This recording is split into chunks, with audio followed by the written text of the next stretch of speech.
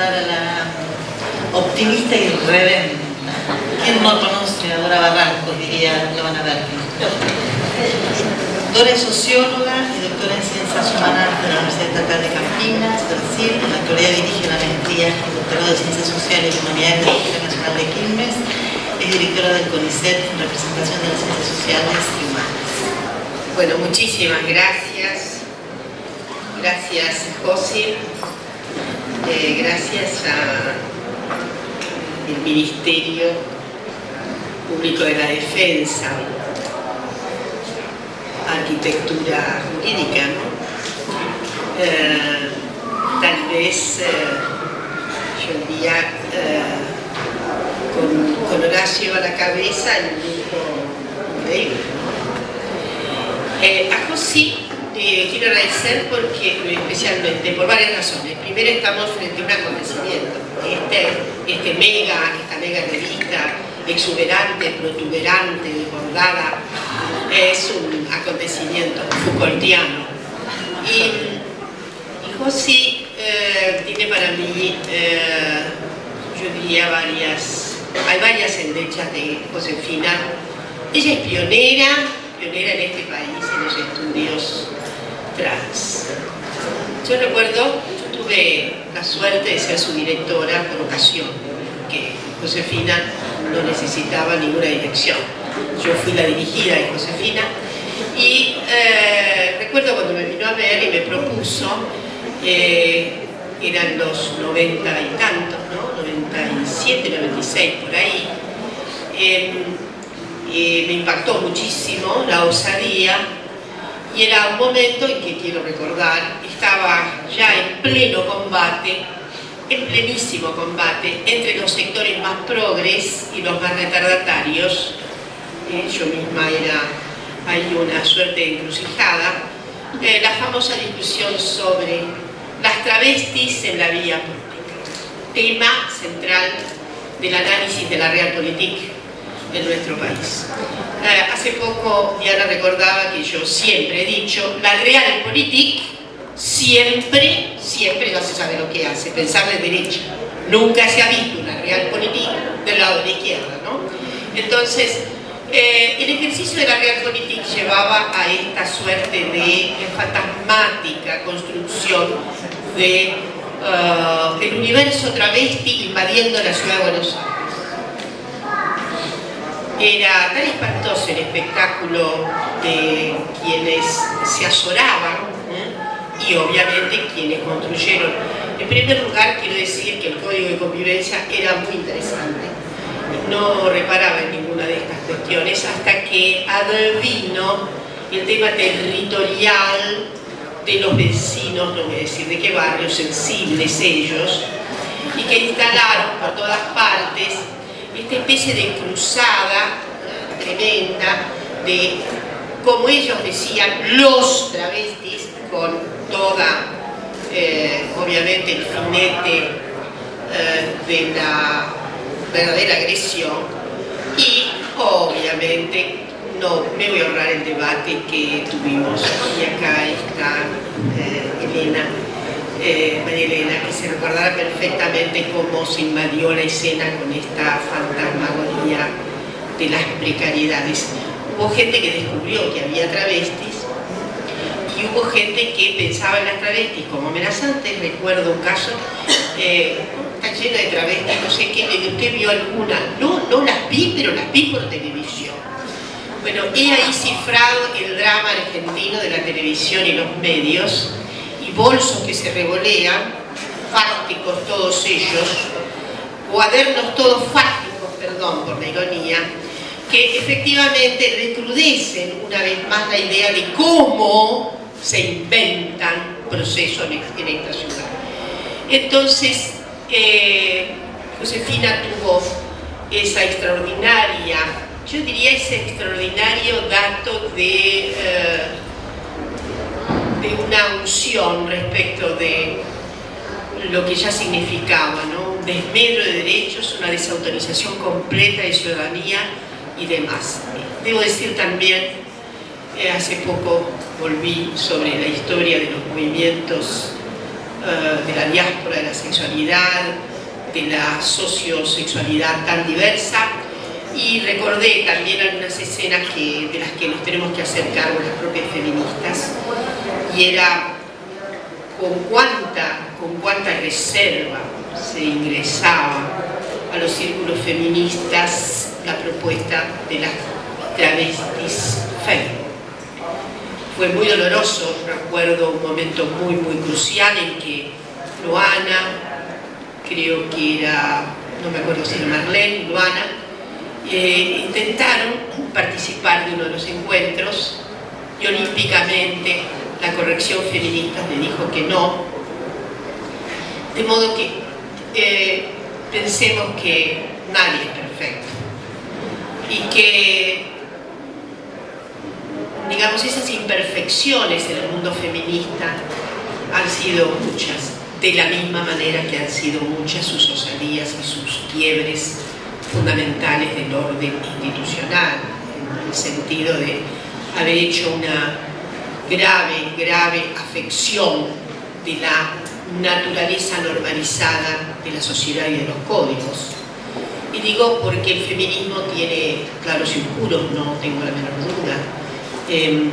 A fines del siglo XIX acompañaba con cierta reverencia algunas modificaciones de la ley penal, por ejemplo en Inglaterra, que afectaron a las personas homosexuales, pero las confundía un poco la atmósfera patética del patriarcado insolente, que no respetaba absolutamente ninguna integridad sexual, y en el comando de esa perturbación también cupo entusiasmarse con ciertas leyes que eran regresivas en materia de sexualidad. Pero luego es una atmósfera, obviamente, en la que se puede perdonar. ¿Cómo le íbamos a indagarle fuertemente a nuestras feministas bisabuelas que pensaran el erotismo?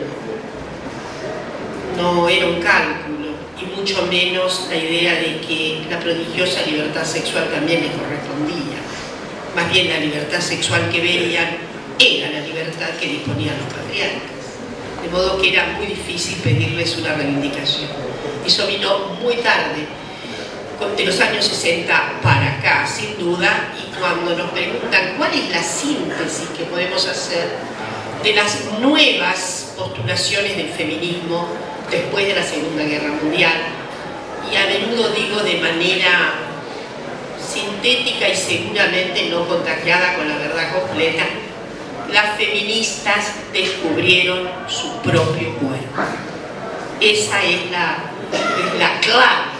El cuerpo como una circunstancia de crucialidad, y es ahí que se inauguraron entonces todas las nuevas postulaciones acerca de las libertades sexuales, de los erotismos, aunque no fue fácil el tránsito, no fue tan fácil el tránsito como pensaban sin duda quienes eran adversarios del feminismo y pensaban que todas eran lesbianas, masculinas, etcétera, etcétera. Sin embargo, no ha sido tan fácil el tránsito de la verdadera, ¿cómo decirlo?, de la verdadera sororidad íncita de las feministas con todas las características de las mujeres. No ha sido tan fácil, tampoco ha sido tan fácil. No me quiero extender mucho, les quiero decir que Horacio tiene razón. No hay nada más patético que la categoría que hace el orden jurídico. Nada más patético.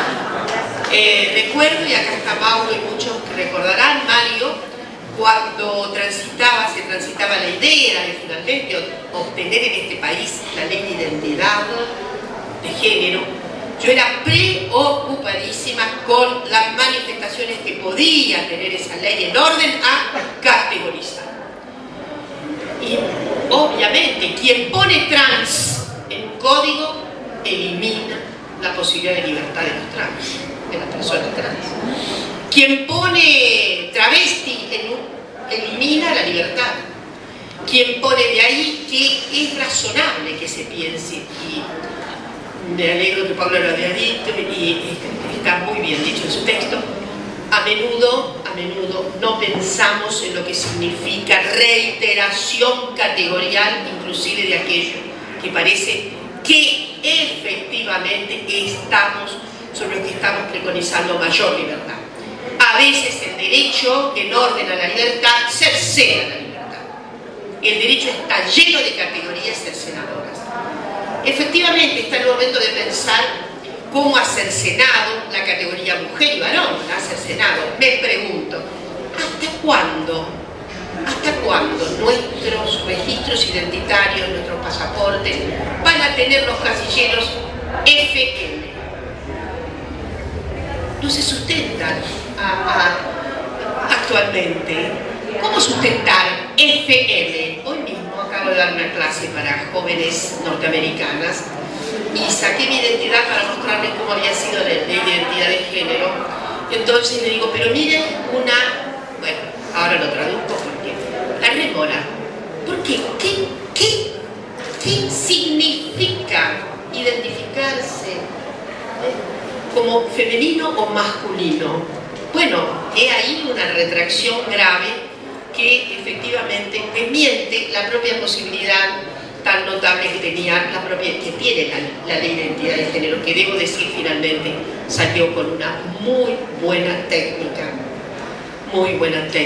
parlamentaria. Nuestra ley, una la vuelve a leer y encuentra que se encontraron las palabras justas, el lenguaje justo. Y es cierto que ahí está, necesita su efectiva. Culminarse, no se puede culminar nada de esto, pero su efectiva irradiación en todas las dimensiones. Yo me aparté, como ustedes ven, de tantos textos que están aquí. Me encantó ver tanta compañía, tantas amigas, amigos, amigues en esta mega revista. Quiero finalmente decirles que desde luego acá están todas las dimensiones de derechos y todas las dimensiones que además implican percibir cuánto nos falta en materia de derechos. Las dos revoluciones que necesitamos además de la ley. Cuando nos preguntan por qué, una joven me preguntó hoy, ¿cómo en este país, que ha sido tan extraordinario, porque esa ley de identidad de género, la verdad, por un tiempo largo, solo Argentina la tenía, ¿no? Tengo entendido ahora, no recuerdo muy bien si Dinamarca caminó en el sentido de anularla, y no ha podido avanzarse en materia de despenalización y legalización del aborto. Y yo que he venido pensando esto, no se crean, he dicho, en verdad, el orden más duro, más arcaico, en donde efectivamente tuvo que aguantar la mayor insurgencia, la mayor insolencia, la mayor insubordinación de estas temporadas ha sido la sexosexual, la sexosocial, sin duda, es la mayor insurgencia que se ha vivido.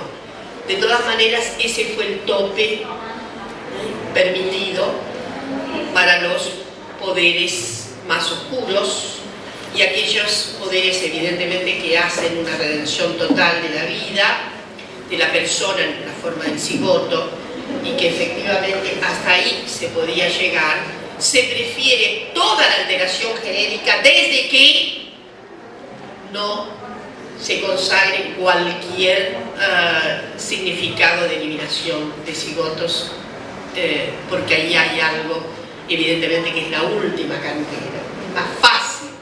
Fue más fácil quebrar la cantera de los géneros que quebrar este mandato, que por otra parte he venido pensando también tiene tanto que ver, yo diría, todavía con las ilustraciones del siglo XIX,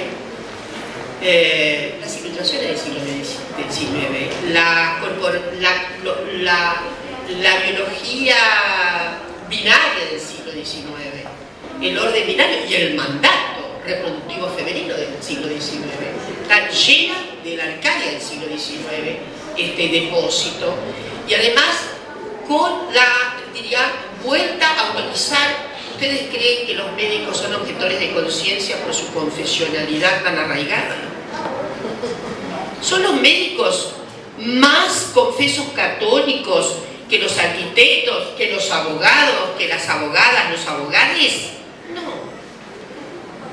Hay ahí una estructura de Arcadia patriarcal que se deposita en la medicina, en el control del cuerpo de las mujeres, en el control de los cuerpos gestantes. Eso le corresponde a la medicina, no puede ser una autorización. Esto es vieja cantera, es Arcadia pura. Nadie, lo que incomoda en general a la clase médica es esta disposición. Por eso también les incomodaba tanto los cambios anatómicos y demás. En fin, no sé por dónde he ido, pero yo creo que sí, no, yo no lo voy a ver, no sé si mis nietas, ojalá, pero habrá algún momento en la historia en que parada hacia atrás, como decía el gran escritor Pedro Nava en Brasil, cuando le preguntaron a Pedro Nava, autor muy importante brasileño, que llegó a los 80 años, después se suicidó, misterio total, y una joven le preguntó, don Pedro, ¿cómo es esto? La experiencia que usted tiene, ¿no? Esa literatura tan densa y su experiencia. Y el tipo dijo, mi hijita, la experiencia a esta edad es como un carro que tiene los faroles dados vueltas para atrás. Entonces, en esa situación estamos las más viejas, ¿no? Yo creo que sí va a haber una renovación tan extraordinaria, y quién sabe, sí, estoy segura, habrá un momento de esta, no sé si llamarlo estrictamente evolución, los pactos nuevos que tienen las sociedades y renovaciones, perdón, que haya pactos nuevos y renovaciones en nuestra sociedad, lo más urgente posible. Lo que quiero decir es que habrá un momento en que efectivamente se cumplirá aquel cierto vaticinio que hizo la gran Virginia Woolf en un cuarto propio. Virginia era una feminista contrariada con el vociflerío del feminismo, no le gustaba mucho. Esa vigorosísima feminista tenía sus sus prevenciones respecto de si era más estratégico o no. De todas maneras, ustedes saben que dijo que la más grande revolución en Inglaterra la habían hecho 3 peniques, y se refería a Evelyn Pankhurst y a su nicho. Pero no me quiero ir lejos de aquel vaticinio de Virginia Woolf. Virginia lo dice de manera notable. Además, lo hizo como experimento en toda su vida y en su obra, en ese Orlando extraordinario. Pues bien, Virginia sostiene en un cuarto propio casi al final, de manera comedida, pero está dicho. Bueno, habrá algún momento en que la humanidad no se piense más como escritura femenina, escritura masculina, es decir, como subjetividad masculina o femenina. Seguramente habrá un mundo andrógeno, y eso es seguramente lo que está, por eso que necesitamos que se saque de los documentos de identidad FM y se esté dispuesto a eso que Deleuze amaba tanto, y el estado de deriva. Muchísimas gracias.